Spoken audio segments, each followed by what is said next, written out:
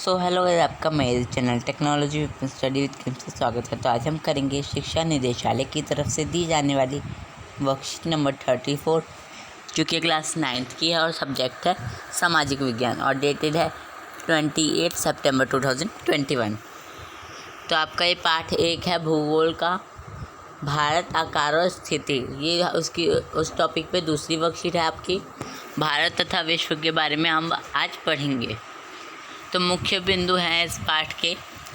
भारतीय भूभाग एशिया महाद्वीप तथा दक्षिणी विस्तार है और यह पूर्व एशिया और पश्चिम एशिया के मध्य में स्थित है।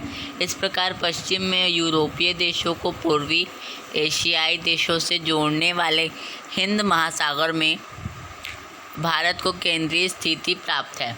भारत के व्यावसायिक और सांस्कृतिक संबंध न केवल यूरोप और पूर्वी एशिया बल्कि पश्चिमी एशिया और अफ्रीका के साथ भी पुराने समय से बने हुए हैं। ये संबंध समुद्री जलमार्गों और भूमार्गों के द्वारा समय के साथ धीरे धीरे और प्रगाढ़ बनते चले गए। आधुनिक समय में वायुमार्गों के प्रयोग ने इस संबंध को और भी मजबूत किया। इन मार्गों द्वारा उपनिषदों के विचार, रामायण और पंचतंत्र की कहानियाँ, भारतीय अंक एवं दशमलव प्रणाली आदि संसार के विभिन्न भागों में पहुँच सके। मलमल आदि कपड़े, मसाले तथा व्यापार के अन्य सामान भारत से अलग अलग देशों में इन्हीं मार्गों द्वारा ले जाए जाते थे। दूसरी तरफ यूनानी स्थापत्य कला तथा पश्चिमी एशिया की वास्तुकला के प्रतीक मीनारों तथा गुंबदों आदि का प्रभाव हमारे देशों के विभिन्न भागों पर भी देखा गया। तो इसमें क्या बोल रहे हैं, तो इसमें बहुत सारे जो ऐसे महाद्वीप हैं जिनकी वजह से भारत के पास ज़्यादा एरिया है महाद्वीप का, जिसकी वजह से और देशों को वहाँ पे मसाले पहुँचा जा सकते हैं जल मार्गों से, और कई सारे जगहों से उन्हें अन्य वस्तुएं प्रदान की जा सकती हैं, और इसीलिए वो संबंध बहुत मजबूत हो चुका है। तो ये देख सकते हैं मैप में, विश्व मानचित्र पर भारत की अवस्थिति का वर्णन कीजिए। तो ये करते हैं इसका आंसर। तो ये हो जाएगा आपका आंसर। भारत की अवस्थिति विषुवत रेखा के उत्तर में 8 डिग्री 4 से 37 डिग्री 6 उत्तरी अक्षांश और 68 डिग्री 7 से 97 डिग्री 25 पूर्वी देशांतर के मध्य विस्तृत है। भारतीय उपमहाद्वीप के पूर्व में बंगाल की खाड़ी, पश्चिम में अरब सागर एवं दक्षिण में हिंद महासागर स्थित है। भारत का क्षेत्रफल 32,87,263 वर्ग किमी है। तो इसे क्षेत्रफल को हम 32.8 लाख किमी भी बोलते हैं। नॉर्मल पॉइंट लगा दिए। तो यही था फर्स्ट क्वेश्चन। नेक्स्ट क्वेश्चन देखते हैं। भारत के व्यावसायिक और सांस्कृतिक संबंध विश्व के जिन भागों से के साथ थे उनमें से कुछ देशों के नाम लिखिए। तो ये तो बहुत इजी है। तो ये करते हैं सेकंड क्वेश्चन।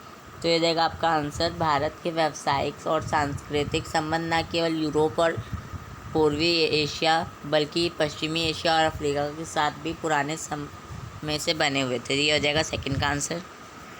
नेक्स्ट देखते हैं। हिंद महासागर में केंद्रीय स्थिति से भारत को किस प्रकार का लाभ प्राप्त हुआ? तो इस विस्तार से लिखना। तो ये करते हैं इसका आंसर। तो ये जाएगा आपका आंसर। हिंद महासागर के शीर्ष पर भारत की स्थिति केंद्रीय है। भारत को इस स्थिति का प्राचीन काल से लाभ मिलता रहा है।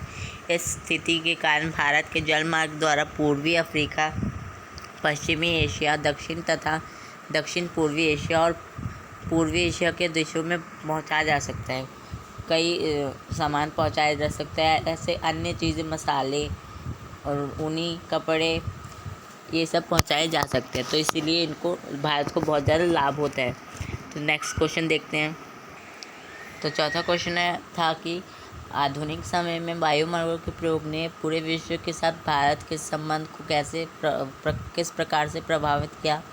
तो किस प्रकार से किया होगा कि उसमें और ज़्यादा आधुनिक समय में आकर और संबंध जो होंगे पुराने देशों के साथ वो और मजबूत हो गए, ताकि क्योंकि और एयर एक्सपोर्ट हम कर सकते थे, एक जगह से दूसरी चीज़ें ले सकते थे और पहुंचा भी सकते थे।